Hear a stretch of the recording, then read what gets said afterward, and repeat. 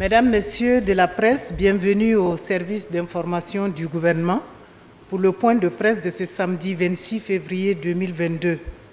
La commission technique d'élaboration des projets de textes et de l'agenda de la transition a remis officiellement le 23 février dernier son rapport au président du Faso. Le président du Faso qui convie les forces vives à des assises nationales le lundi 28 février. Alors, nous recevons le lieutenant-colonel Naon Daba du mouvement patriotique pour la sauvegarde et la restauration MPSR pour parler exclusivement de ces assises, de l'adoption des textes de la transition et de l'investiture du président de la transition. Sans plus tarder, j'invite le lieutenant-colonel pour sa déclaration liminaire avant les échanges. Merci à vous. Suite à l'avènement du mouvement patriotique pour la sauvegarde et la restauration, consécutif à la dégradation de la situation sécuritaire dans notre pays, le président du Faso, chef de l'État, le lieutenant-colonel Paul-Henri Sandaogo Damiba, a décidé de la mise en place d'une commission technique indépendante chargée de proposer des projets de texte et un agenda de la transition dans le but d'encadrer et de soutenir l'œuvre de refondation de notre nation.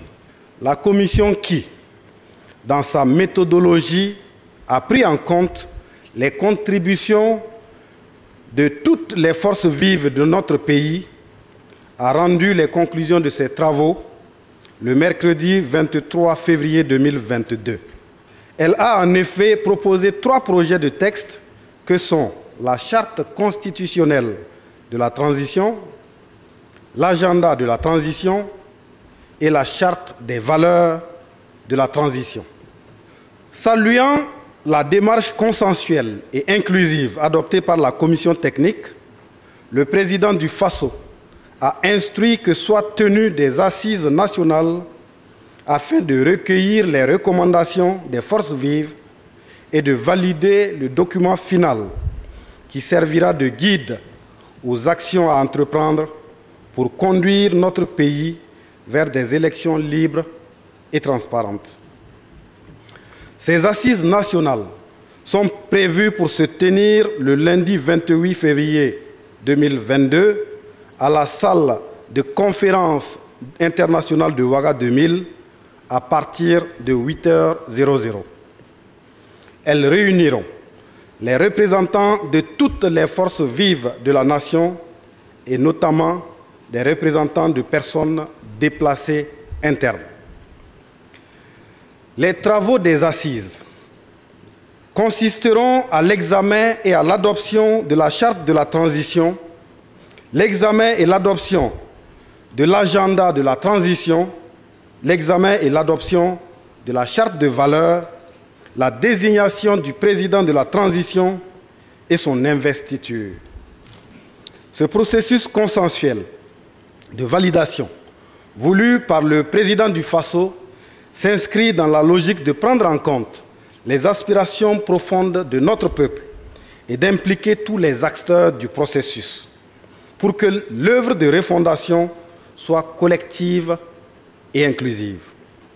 Le mouvement patriotique pour la sauvegarde et la restauration invite tous les Burkinabés à s'impliquer sans réserve dans le processus en cours pour une restauration de notre intégrité. Je vous remercie. Je suis Issa Sigiré du journal Le Pays. Mon colonel, on a cru comprendre dans votre déclaration la désignation du président de la transition. Est-ce que cela veut dire qu'il y aura un président de la transition différent de celui du MPSR? Une fois la charte adoptée, quel sera désormais le sort de l'acte fondamental? Est-ce qu'en une journée, on peut tenir les assises nationales sur cette transition quand on regarde entre le début des travaux et la désignation du président de la transition dont vous avez parlé? Je vous remercie. Ok, bonsoir, Marc Dikoudgo de la radio-télévision éducative du ministère de l'Éducation nationale, de l'alphabétisation et de la promotion des langues nationales. Je m'allie avec mon prédécesseur par rapport au calendrier, surtout du 28. Je pense que c'est de 9h à 14h et vraiment l'ordre du jour est quand même très chargé. Est-ce que vraiment, avec des assises nationales, le minimum, je me dis quand même que 48 heures pour examiner le document, parce que nous n'avons pas d'abord même les tenants et les aboutissants de ce document. Bon, comment est-ce que les gens des 45 provinces vont obtenir le document et vont l'examiner et travailler en moins de 8 heures pour valider et à 15 heures investir un président de transition? Bon, qu'est-ce qui est prévu concrètement pour que les choses aillent mieux? Parce qu'on se pose la question, bon, est-ce qu'on ne va pas se hâter sur certaines situations qu'on ne pourra pas, par exemple, récupérer après? Oumar Zombré, de la RTV Télé. Alors, est-ce que la session d'adoption qui va se passer le lundi, c'est juste une formalité ou bien il y a matière à épiloguer sur les conclusions du rapport? Et j'aimerais aussi savoir si ce rapport peut être vu comme une feuille de route, en tout cas des actions du futur gouvernement, ou bien c'est juste un rapport et après maintenant il faudra encore redessiner les actions que doivent mener le futur gouvernement après l'installation du président de la transition. Je suis Gabriel Kambou, je suis journaliste freelance. Nous savons pourquoi vous avez pris le pouvoir le 24 janvier. C'est ce qui nous assaille depuis des années, le terrorisme. Alors, mais depuis un mois, vous êtes encore dans la capitale pour des questions de forme ou de formalité, pendant que ça continue de s'aggraver pour parler de la situation nationale. Alors, quand est-ce que vous allez finir avec ces formalités pour aller au front, pour réellement nous sortir de la situation actuelle? Je voudrais remercier tous ceux qui ont posé les questions, des questions pertinentes. Et je vais commencer par le dernier intervenant, à répondre à la question du dernier intervenant. Avons-nous besoin des formalités? Nous sommes dans un processus inclusif qui vise à permettre à tous les Burkinabés, de toutes les sensibilités possibles, d'adhérer au projet qui est en cours, afin que nous ne puissions plus partir en rente dispersée pour recouvrer l'intégrité du territoire national. La lutte contre le terrorisme est assez complexe. Elle a besoin de tous les acteurs. Nous devons nous associer, nous entendre sur l'essentiel pour pouvoir gagner cette guerre. Si nous ne nous entendons pas, si nous partons en rente dispersée, nous assurons la garantie de ne jamais gagner cette guerre. Donc, procéder comme nous sommes en train de le faire participe de tous les préalables qu'il faut prendre en compte pour, in fine, aboutir à ce qui a été l'objectif qui a amené le MPSR dans sa posture actuelle, c'est-à-dire une mission claire de reconquérir le territoire total et de permettre aux Burkinabés qui ont été obligés par cette situation de se retrouver comme des formes d'étrangers sur leur propre territoire. Je remonte à la question de M. Sigué par rapport à la désignation du président de la transition. Est-il différent du président du Faso qui a prêté serment le 16?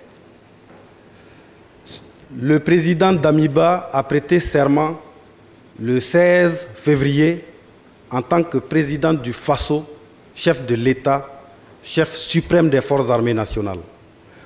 Dans le principe, en prenant en compte tous les travaux qui ont été faits par la commission technique indépendante, il est apparu qu'un président de transition est différent du président qui a prêté serment le 16 février. Mais il n'est pas différent dans la réflexion qui a été faite par la commission technique. Il faut de la forme dans les réflexions qui ont été menées. Et donc, non, le président de la transition n'est pas différent du président du MPSR. Et c'est ce qui a été retenu à la suite des larges consultations des forces vives dans le processus de production du rapport de la commission technique indépendante d'élaboration des projets de texte. À la deuxième question qui a été formulée toujours par M. Sigué, si la charte est adoptée le lundi prochain, que deviendra l'acte fondamental? Pour répondre à cette question, je précise que l'acte fondamental en lui-même disposait que, en l'absence d'une charte, ou plutôt lorsque la charte de la transition va être adoptée, l'acte fondamental disparaît. En ce qui concerne la durée ou alors le programme qui a été proposé pour la tenue des assises nationales, voyez-vous, nous sommes à plus d'1 mois sans les organes qui permettent à un pays de fonctionner. Et depuis donc le 24 janvier, c'est vrai, les secrétaires généraux des départements ministériels ont instruction ferme du chef de l'État d'expédier les affaires courantes. Mais le Burkina Faso a besoin d'un gouvernement et des organes pour pouvoir aller de l'avant. Donc, d'une part, dans l'élaboration des projets de texte pouvant aider à la conduite d'une transition apaisée, l'ensemble des forces vives ont été consultées.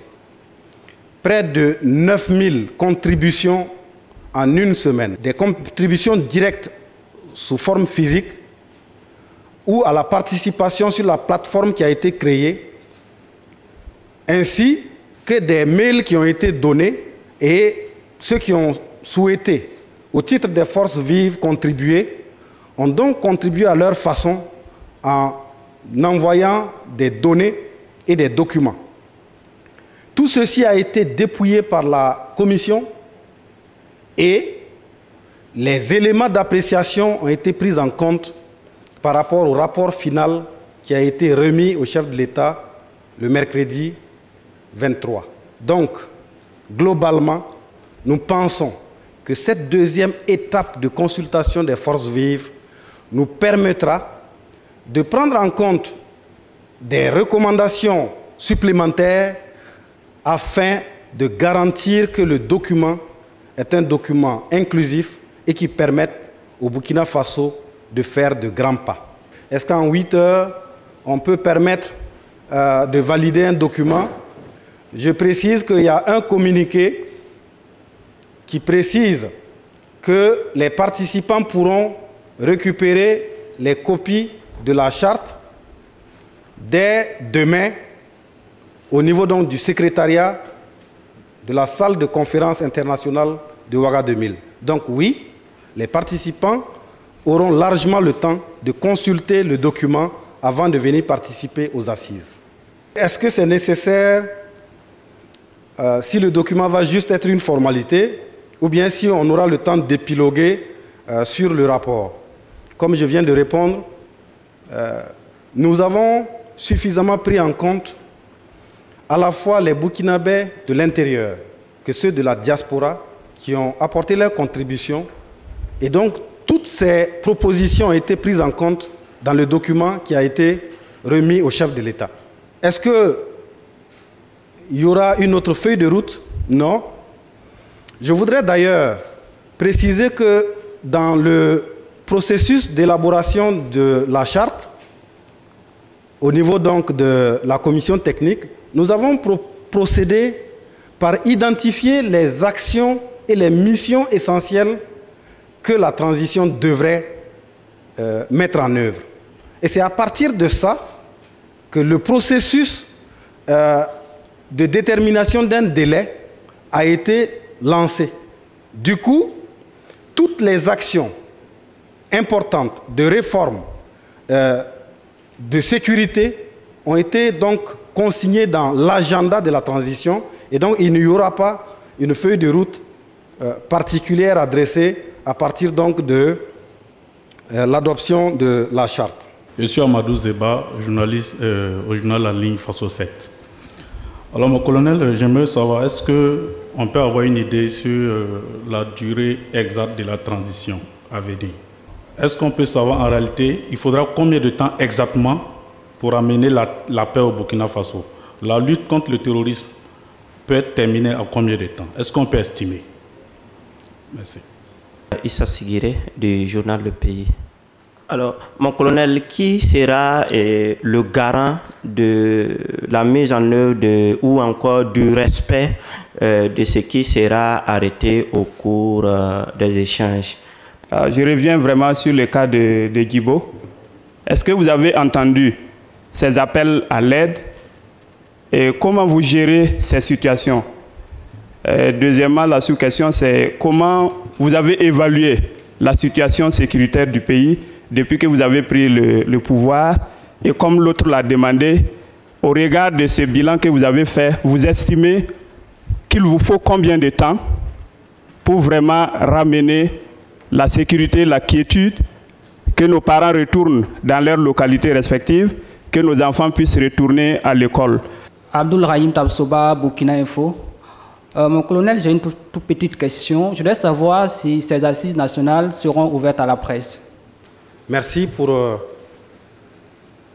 ces questions aussi qui nous semblent importantes et nous dictent la mesure aussi de l'intérêt que les forces vives portent en termes d'attente pour que notre pays puisse retrouver la paix et la sécurité. En ce qui concerne la durée, toutes les questions intéressant la vie nationale, qu'elles concernent les organes qui devraient aider à la conduite d'une transition apaisée, inclusive et transparente, ont fait l'objet d'un long débat au cours des travaux de la commission technique. Mais aussi des contributions des forces vives, nous avons tiré l'essentiel du carburant qui pourrait aider notre pays à se remettre sur le rail. La durée de la transition, le chef de l'État l'a annoncé, la communauté internationale le demande, tout ça fait l'objet de consignation dans la charte de la transition, le projet de charte qui a été transmis par la commission technique. Et cela sera en débat et c'est de façon responsable qu'à l'issue de ces assises, on puisse ensemble déterminer d'une durée qui soit raisonnable et qui permette de réaliser les missions, au moins qui permettent de pouvoir aboutir à un ordre constitutionnel normal dans un climat apaisé pour notre pays. Je ne peux pas donner de chiffres ou de durée précise puisque c'est consigné dans la charte et qui sera donc en débat, en discussion lors de ces assises nationales. La question sur le garant de tout ce qui sera discuté et arrêté le lundi et validé par les forces vives. Je pense, et c'est notre compréhension, que les forces vives elles-mêmes sont le garant de ce qu'elles auront décidé. Le président de la transition, issu de ces assises, en sera le garant en termes de l'autorité ou de l'organe qui veillera à sa mise en œuvre. Concernant la sécurité, est-ce que nous entendons le cri de cœur de Djibo? Oui. Est-ce que nous savons ce qui se passe sur le territoire national? Oui. qu'est-ce que nous faisons? Nous faisons beaucoup de choses. Mais vous n'êtes pas sans savoir ce que c'est que ce type de guerre qui nous est imposé. L'avènement du MPSR le 24 janvier 2022 ne signifie pas la fin du terrorisme le 25 janvier 2022. C'est un processus. Et c'est avec tout le monde. Et c'est en cela que les assises nationales constitueront le socle fondamental à partir duquel nous garantirons la victoire. Et nous pensons que le calendrier qui part d'un raisonnement assez précis. Lorsque nous avons consulté les composants des forces vives, la hiérarchie des forces de défense et de sécurité, puisque nous avons besoin de tout le monde pour la lutte contre le terrorisme, les populations, les hommes en tenue, les hommes en civil, les femmes, tout le monde. Mais ceux qui mettent en œuvre directement et qui sont impliqués sur le terrain tous les jours, ils ont été consultés pour nous dire, lors des 2 semaines de travaux, combien de temps pensez-vous que la mission de lutte contre le terrorisme, pour permettre un retour progressif des personnes déplacées internes, combien de temps l'évaluerez-vous? Ils nous ont dit qu'il faut environ 2 ans.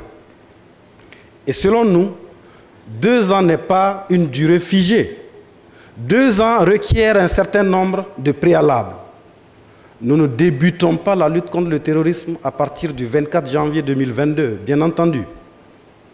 Nous sommes dans cette lutte depuis bien longtemps. Les acquis, nous allons les renforcer. Les lacunes et les gaps, nous allons les combler, mais avec toutes les forces. Et quand nous aurons progressivement atteint une certaine montée en puissance, nous pourrons garantir que les pans de notre territoire qui sont occupés par l'adversaire seront donc réoccupés et reconquis afin de permettre aux populations déplacées de revenir sur leur terrain. Voilà globalement la réponse que je peux donner pour ce qui concerne ce qui se passe sur le terrain. Et le chef de l'État lui-même vient du terrain depuis longtemps. Il est reparti sur le terrain à plusieurs reprises depuis donc le 24 janvier. Nous avons fait un choix qui est celui de ne pas être dans la communication, de ne pas faire la guerre de communication seulement. Il y a du résultat sur le terrain, il y a des efforts qui sont mis ou obtenus ça et là. Le but, c'est de partir soudé et l'organisation des assises participe de cela. Est-ce que les assises sont ouvertes à la presse? Bien entendu, puisque la presse, qu'elle soit du public ou du privé, est une part entière des forces vives de la nation. Et il s'agit bien plutôt des assises nationales de l'ensemble des forces vives de notre pays. Donc, bien sûr, la presse est invitée et nous profitons justement pour rebondir à l'occasion de la rencontre que le chef de l'État a eue avec les patrons de presse. Il a été content de dire et de donner l'appréciation des attentes aussi de la presse pour conduire le processus qui est lancé et pour lequel il est demandé à toutes les composantes de la nation de faire l'effort de s'unir avec les responsables du MPSR afin que notre pays puisse retrouver la paix et la sécurité. Alors, je souhaiterais, au nom du président du mouvement patriotique pour la sauvegarde et la restauration, président du FASO, chef de l'État, chef suprême des forces armées nationales, donner le message suivant en termes de conclusion. Ces assises nationales sont importantes pour l'ensemble du Burkina Faso. Il y aura certainement des attentes non comblées pour certaines composantes de la nation, mais voyez-vous, nous avons besoin de nous entendre sur l'essentiel pour que, enfin, nous puissions rebondir et gagner la guerre de la sécurité, afin que notre pays puisse repartir sur de nouvelles bases, puisque nous avons évalué la situation et nous pensons que les forces de défense et de sécurité, toutes seules, ne peuvent pas. Et le chef de l'État l'a dit lors de son adresse à la nation, nous avons une occasion de repartir en nous appuyant sur ce qui nous unit, sur ce qui compte le plus pour notre nation, plutôt que ce qui nous divise.